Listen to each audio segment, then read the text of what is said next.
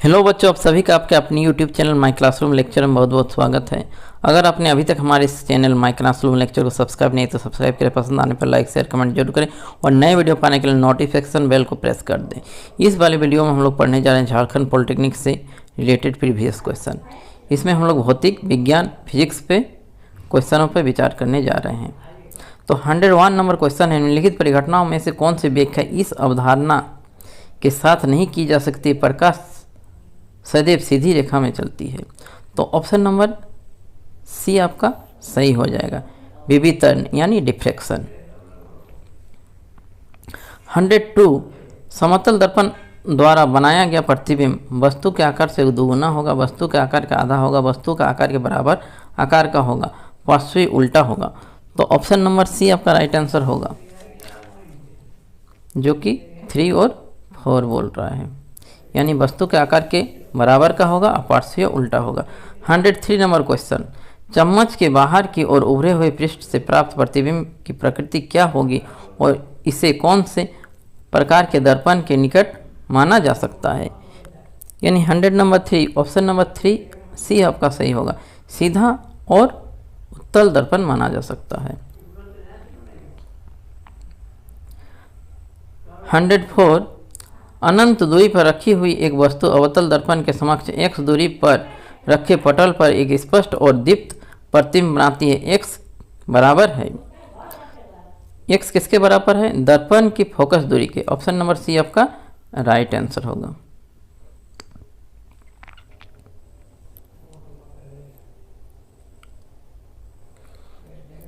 समतल दर्पण द्वारा निम्नलिखित प्रतिबिंब की प्रकृति और दूरी से संबंधित निम्नलिखित में से सत्य विकल्प चुनिए। तो सत्य विकल्प कौन सा होगा? Option A, B, C, D. तो ऑप्शन नंबर आपका बी होगा। इसमें आभासी सीधा और समतल दर्पण के पीछे वस्तु की दूरी के समान दूरी पर।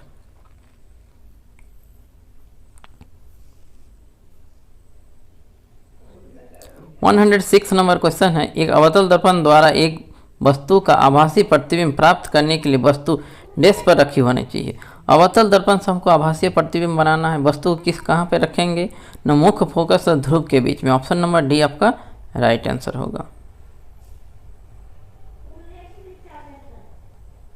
107 नंबर क्वेश्चन है, प्रकाश की शक्तिशाली समांतर प्रकाश पुंज प्राप्त करने के लिए वाहनों की हेडलाइट में डैश होता है।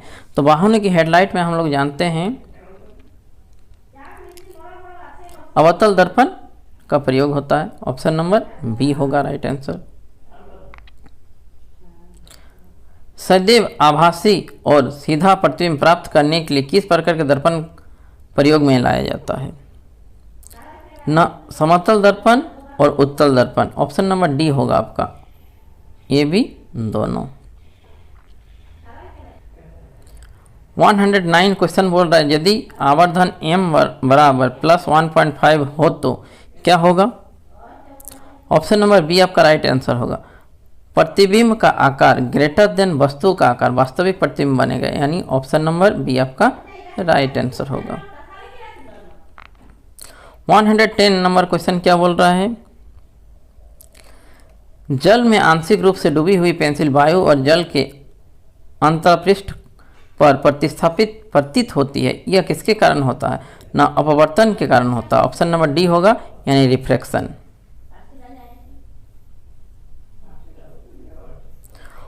एक 111 नंबर क्वेश्चन क्या बोला, निम्नलिखित में से उनके पूर्ण अपवर्तनांक के बढ़ते क्रम में व्यवस्थित कीजिए। तो 111 का आंसर हो जाएगा आपका एक, ए जल, केरोसिन, कांच, हीरा।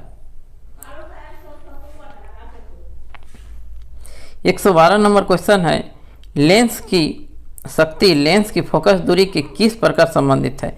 यानी P = 1/f होता है। ऑप्शन नंबर बी होगा, 1/f से प्रत्यक्ष समानुपाती।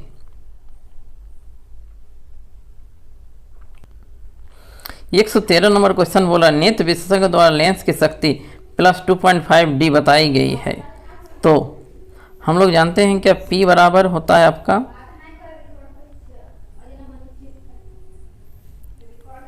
P बराबर होता है 1/f, ये किस में होता है, मीटर में, यानी 100/f,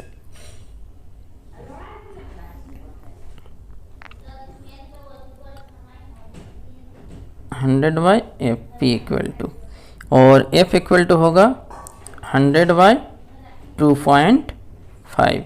इसको कैंसिल आउट करेंगे तो 40 आएगा हम लोग का आंसर, यानी ऑप्शन नंबर सी आपका राइट आंसर होगा।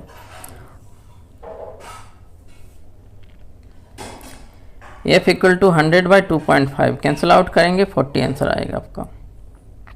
मानव नेत्र में प्रवेश करने वाली प्रकाश की मात्रा डैश द्वारा नियंत्रित होती है, ना आंख की पुतली द्वारा, पुपिल द्वारा नियंत्रित होती है। ऑप्शन नंबर डी आपका राइट आंसर होगा। वह दृष्टि दोष जिसमें दूरस्थ बिंदु अनंत से निकट आ जाती है, तो निकट दृष्टि दोष होगा।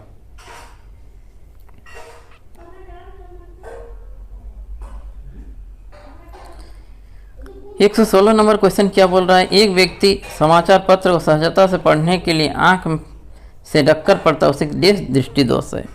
तो 116 दूर दृष्टि दोष है। दूर दृष्टि दोष में दूर की वस्तु को अपने साफ साफ देख पाता है, लेकिन निकट की वस्तु को साफ साफ नहीं देख पाता, तो ऑप्शन नंबर सी होगा आपका राइट आंसर। 117 नंबर क्वेश्चन बोल रहा है, कांच के प्रिज्म के माध्यम से श्वेत प्रकाश के विक्षेपण में पाया जाता है, बैंगनी रंग अधिक मुड़ता है, लाल रंग कम मुड़ता है, तो क्या होगा, ऑप्शन नंबर 117 का आपका सी होगा। लाल तरंगदैर्घ्य ग्रेटर देन बैंगनी तरंगदैर्घ्य, ऑप्शन नंबर सी होगा।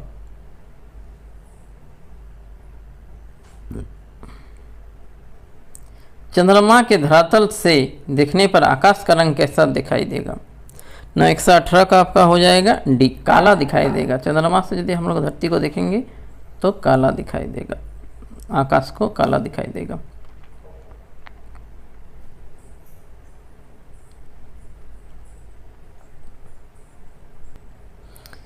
119 नंबर क्वेश्चन, 15 सेंटीमीटर फोकस दूरी वाले अवतल दर्पण से 20 सेंटीमीटर फोकस दूरी 5 सेंटीमीटर ऊंचाई वाले एक वस्तु रखी जाती है, प्रतिबिंब प्रकृति क्या होगी, यानी प्रतिबिंब किस तरह का प्रकृति का होगा। इसको सॉल्व करेंगे तो ऑप्शन नंबर ए आएगा, वास्तविक और उल्टा। थोड़ा लेंदी होगा इसलिए हम लोग सॉल्व नहीं कर रहे हैं, ऑप्शन नंबर ए होगा, वास्तविक और उल्टा। 120 नंबर, वायु में 750 नैनोमीटर तरंगदैर्घ्य वाला एक प्रकाश 1.5 अपवर्तनांक वाले कांच के स्लैब में प्रवेश करती प्रकाश तरंगदैर्घ्य लगभग कितनी होगी। इसको यदि हम लोग सॉल्व करते हैं तो आएगा आपका 750 बट्टा 1.5। इसको यदि सॉल्व करते हैं हम लोग आता है 500। टोटल कितना दिया है 750 से 500 हम लोग घटा देंगे तो आएगा आपका 250 नैनोमीटर, यानी ऑप्शन नंबर बी होगा।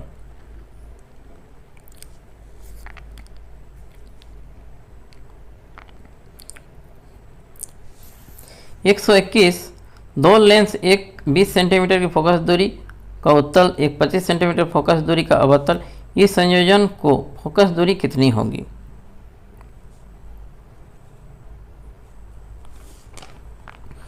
तो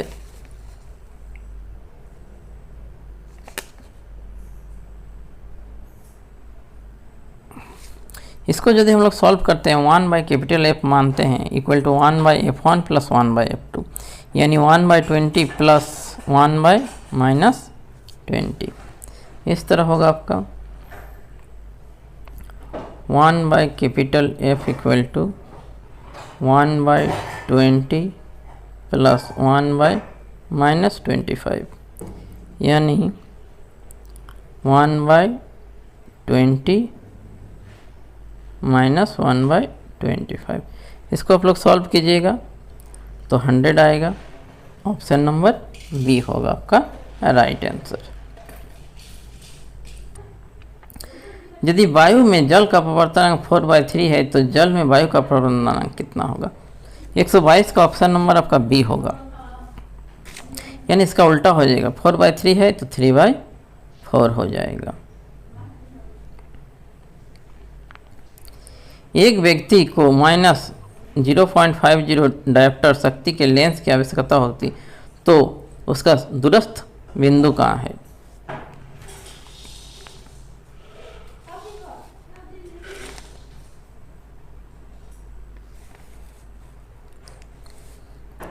ना इसका आंसर हो जाएगा 2 मीटर। कैसे होगा ना, P इक्वल टू हम लोग जानते हैं 1/f होता है।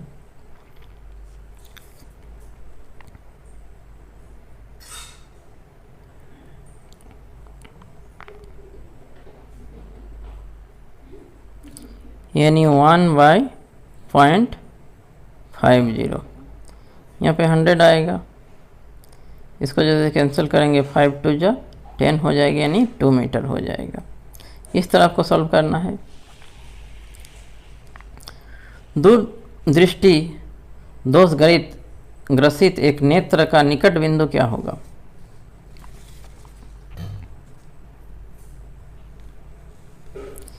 ना सी नंबर होगा, ग्रेटर देन 25 सेंटीमीटर। हम लोग जानते हैं स्पष्ट दर्शन की न्यूनतम दूरी है 25 सेंटीमीटर, तो ये 25 सेंटीमीटर से ग्रेटर होगा, यानी ऑप्शन नंबर सी आपका राइट आंसर होगा। 125 नंबर क्वेश्चन, एक विद्युत सर्किट 1 कूलम के आवेश को ए से बी तक जाने में 1 किलो जूल करते वह निम्नलिखित में से किस संदर्भ में है? तो 125 का हो जाएगा ऑप्शन नंबर बी हो जाए आपका। बिंदु ए और बी के बीच 1 विभवांतर का विभवांतर है। क्वेश्चन नंबर 126, ओम के नियम के अनुसार V बराबर I, तो क्या होता है ना, ऑप्शन नंबर डी होगा, V is directly proportional to I हो जाएगा। ऑप्शन नंबर डी आपका राइट आंसर है। तार का प्रतिरोध निम्नलिखित में से किस कारक पर निर्भर करता है? तो 127 का डी होगा, अनुप्रस्थ काट के क्षेत्रफल पर, लंबाई पर, तापमान पर, उपयुक्त सभी पर हो जाएगा।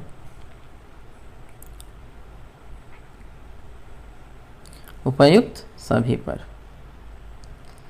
एक विद्युत सर्किट में विद्युत धारा को नियमित करने के लिए प्रयोग किए जाने वाला यंत्र है।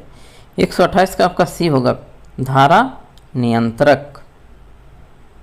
128 का सी। असमान अनुप्रस्थ काट के एक धात्विक चालक में एक स्थिर विभवांतर लगाया गया है। संपूर्ण चालक में जो मध्य स्थिर रहता है उसको हम लोग क्या कहते हैं?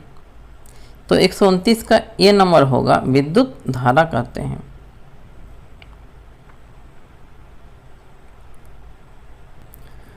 ना 130 नंबर, नीचे दिए गए सर्किट में आमीटर और वोल्टमीटर द्वारा दर्शाए गए क्रमशः 6 एम्पियर और 12 वोल्ट है, तो प्रतिरोध आर का मान क्या है? तो हम लोग जानते हैं आर इक्वल टू होता है आपका V/I, यानी 12/6, 6 टू 6 दूनी 12, यानी 2 ओम आपका आंसर होगा। ऑप्शन नंबर सी हो जाएगा। 130 का ऑप्शन नंबर आपका सी होगा।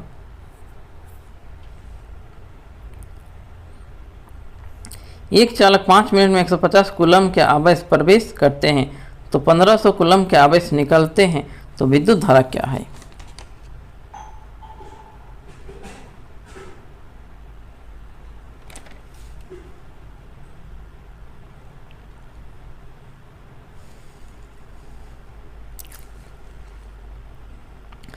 इसको यदि हम लोग सॉल्व करते हैं, t बराबर 5 मिनट, यानी इसको 60 × 60 सेकेंड में कर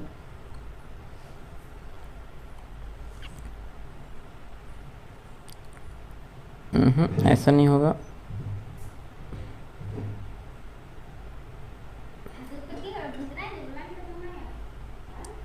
फाइव इंटू आपका 60 होगा, यानी 300। I बराबर हो जाएगा आपका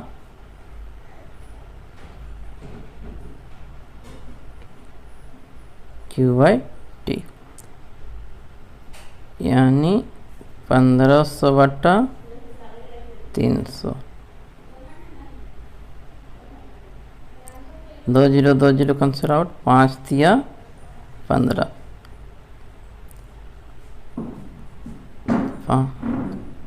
यानी 5 एम्पियर होगा आपका आंसर।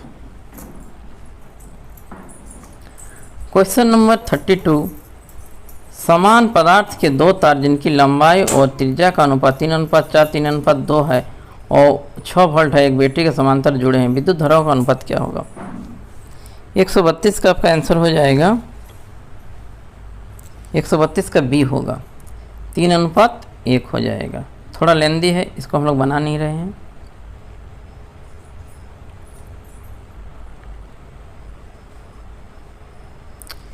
,200 वोल्ट की लाइन से जुड़े 5 एम्पियर विद्युत धारा को वहन करने के लिए 400 ओम के कितने प्रतिरोध की आवश्यकता होगी? यानी इसको यदि हम लोग सॉल्व करेंगे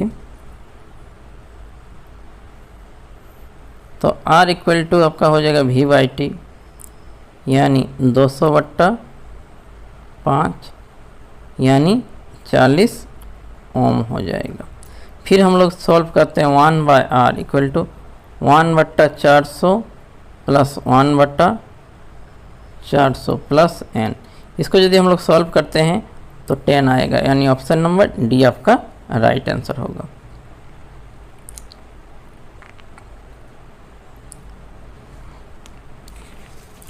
एक 134 नंबर क्वेश्चन, दर्शाएं कि ओम के नियम के सत्यापन के लिए निम्नलिखित में से कौन सी व्यवस्था की जा सकती है? 134 का ऑप्शन नंबर आपका ए राइट आंसर होगा।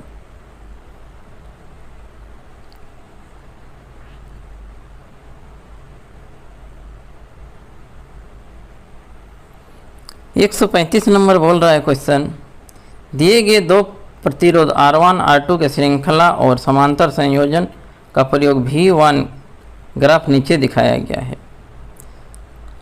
135 का हो जाएगा आपका ऑप्शन नंबर सी सही, दोनों आकृति ए और 2।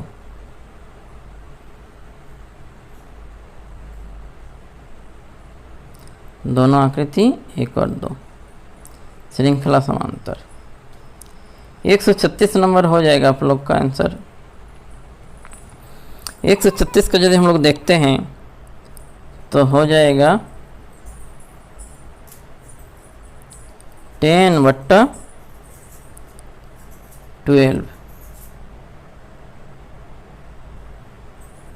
इंटू 6, 6 दूनी 12, 2 5 10 यानी 5 वोल्ट हो जाएगा।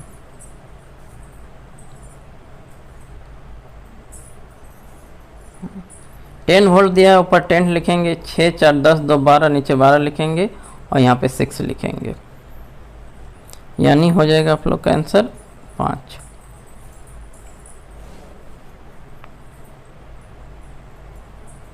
एक 137 का आंसर होगा आप लोग का 8 ओम प्रतिरोध वाले एक तार को मोड़कर एक बंद वृत्त बनाया गया है, बिंदु ए और बी के बीच प्रभावी प्रतिरोध है। ये थोड़ा लेंदी होगा, इसका आंसर हम लोग बता देते हैं। आंसर हो जाएगा आपका 3/2 ओम, यानी 173 का आंसर हो जाएगा।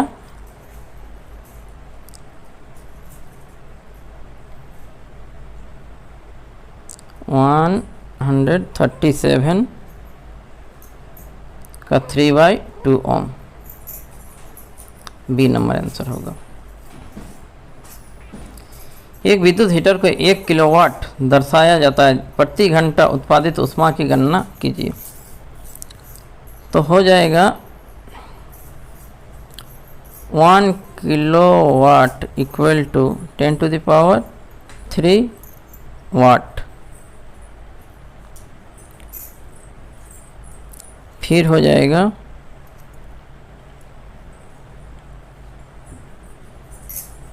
10⁻³ इंटू 60 इंटू 60, यानी 60 इंटू 60 3600 10⁻³ जूल। ऑप्शन नंबर आपका सी राइट आंसर होगा। प्रतिरोध एसआई का मात्रक है 139 का आंसर ऑप्शन नंबर बी होगा, कूलम्ब। प्रतिरोधकता की एसआई इकाई है कूलम्ब।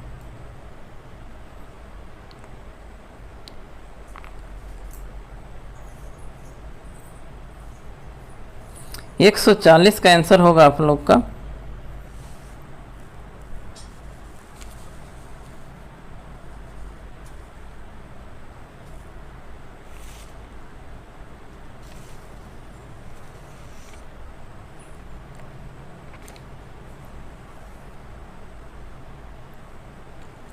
ऑप्शन नंबर सी हो जाएगा। थोड़ा लेंदी है इसलिए हम लोग इसको स्किप कर रहे हैं।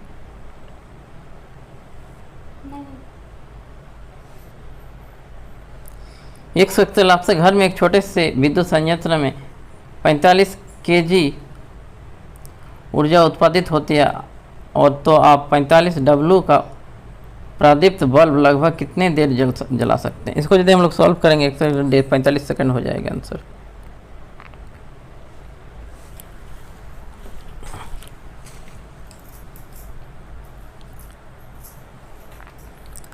आगे चलते हैं। एक विद्यार्थी की निम्नलिखित ग्राफ मिलता है तो इसका प्रतिरोध क्या होगा। इसको यदि हम लोग सॉल्व करते हैं R = del V by del I हो जाएगा। R = del V by del I, यानी कोई दो बिंदुओं पे चर्चा करते हैं। 6 - 4 3 - 2 10⁻³ यानी इसको यदि सॉल्व करते हैं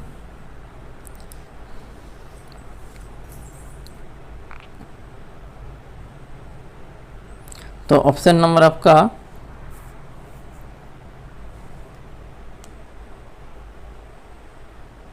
सी आता है, यानी 0.2 ओम हो जाएगा। चुंबकीय क्षेत्र रेखाओं के गुणधर्म के संदर्भ में निम्नलिखित में कौन सा सत्य नहीं है।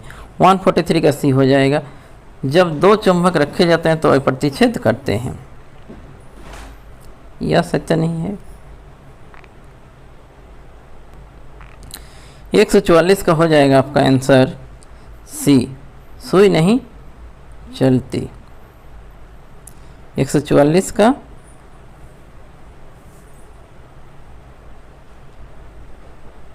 डी हो नंबर हो जाएगा। उत्तर ध्रुव पूर्व की ओर मुड़ जाता है।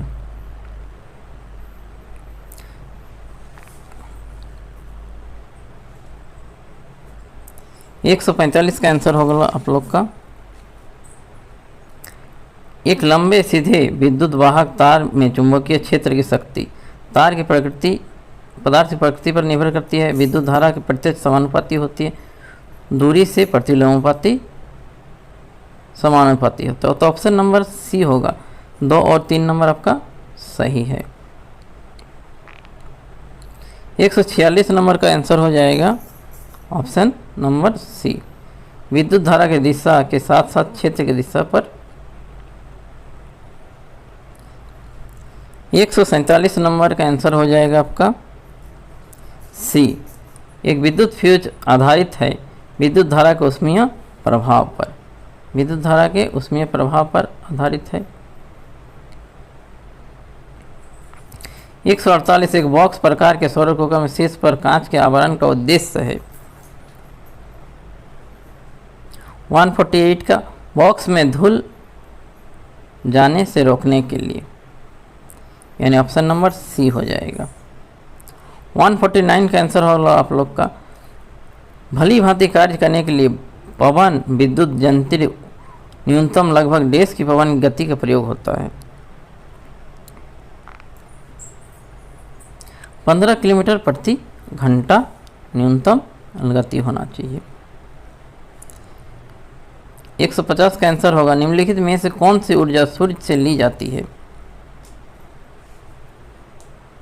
नाभिकीय ऊर्जा, पवन ऊर्जा, जैव भार ऊर्जा, सागर उष्मीय ऊर्जा। 150 का आपका बी हो जाएगा 1, 3 और 4 नाभिकीय ऊर्जा, जैवभार ऊर्जा और सागर उष्मीय ऊर्जा।